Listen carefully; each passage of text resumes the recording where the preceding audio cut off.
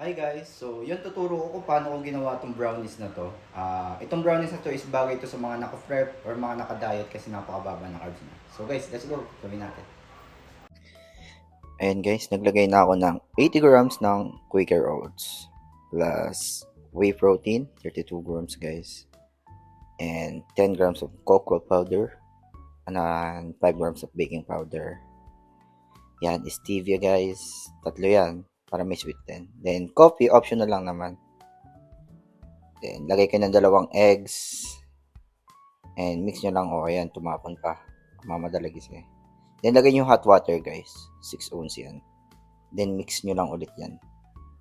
Plus yan, add kayo ng cinnamon powder, then mix again. Then yan, painit lang kayo ng pan guys, tapos lagyan nyo ng oil.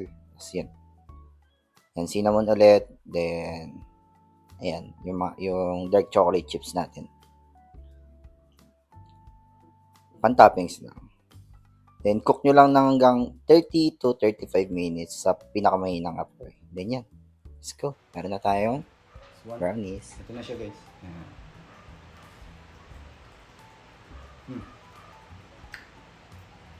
Sarap guys. Tama. Kumain yung masarap habang nagpapasarap daw. Let's go.